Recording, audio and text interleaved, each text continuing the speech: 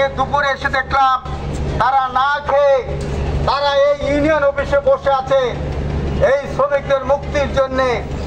এইটা লজ্জাস্কর এবং নিন্দনীয় বিষয়। এরকম কোনো ঘটনা যদি ঘটে তাহলে আমরা আগামীতে এর দাঁত ভাঙা জবাব আমরা দিয়ে দেব।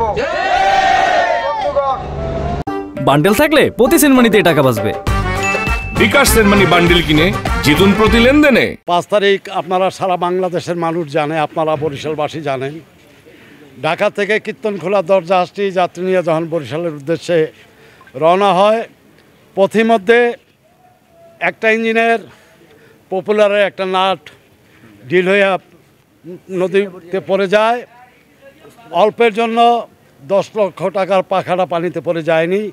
তার জন্য জাহাজটা সময় মতো বরিশাল ঘাটে না আসায় যাত্রীরা পথিমধ্যেই উচ্ছৃঙ্খল সৃষ্টি করেছে। যাক, বরিশাল ঘাটে আসার পরে যাত্রীরা সরকার নির্ধারিত বাড়ালো 404 টাকা। তারা কেউ 100, কেউ 150, কেউ ভাড়া দিবে না, যার যার ভাবে সেভাবে নেমে যাবে।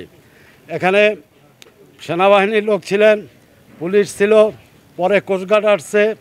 এই কোস্টগার্ড আসার পরে যাত্রীরা 50% যাত্রী নামার পরে কেউ টাকা পয়সা না দিয়েও চলে গেছে।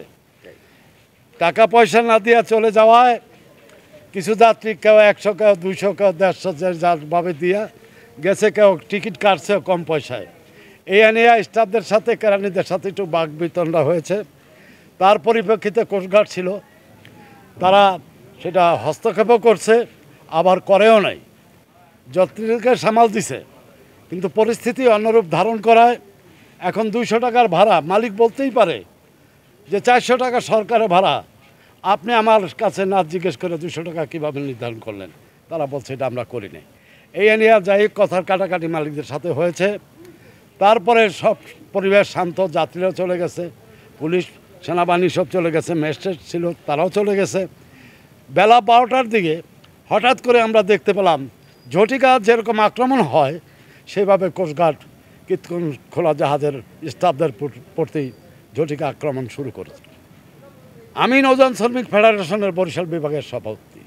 আমি বললাম যে দেখেন, একটা স্টাফ জাহাজ থেকে যাবে না, আমি বলছি যাবে না একটা স্টাফ, তাও তারা শুনতেছে না।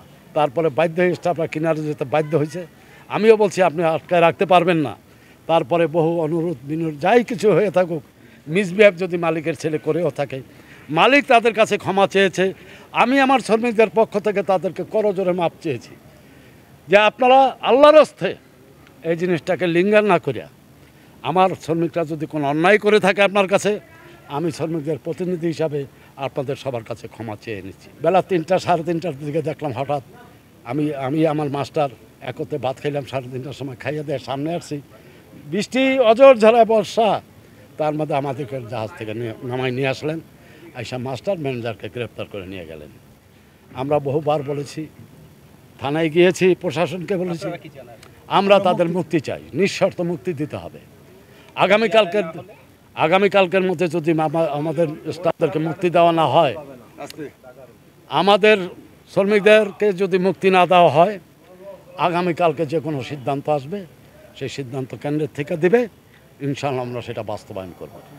আমরা সেবক হিসাবে যাত্রীদেরকে কষ্ট দিতে চাই না, জনগণকে কষ্ট দিতে চাই না, সরকারকে বিপদে ফেলাইতে চাই না। আমি চাই সরকার প্রশাসন তাদের শুভবুদ্ধি হোক, আগামীকালকের মধ্যে আমাদের 2 জন শ্রমিককে নিঃশর্ত মুক্তি তারা দিয়ে দেয়। যদি দিয়ে দেয় তাদেরকে ধন্যবাদ। আমরা আইনের প্রতি শ্রদ্ধাশীল, আমরা আইনকে লঙ্ঘন করব না, আমরা আইনের প্রতি শ্রদ্ধাশীল। তারা যদি আগামীকালকের মধ্যে আমাদের শ্রমিকদেরকে মুক্তি দিয়ে দেয়, আমি সরকার সহ প্রশাসন সহ সকলকে ধন্যবাদ জানাবো। আর যদি না দেয়, আগামীকালকে হয়তো আমরা ঢাকা বরিশাল রোডের জাহাজ আমরা বন্ধ করে দিতে পারি। যদি তাতেও না হয়, ইনশাল্লাহ সারা বাংলাদেশের নৌযান শ্রমিক বন্ধ হয়ে যাবে।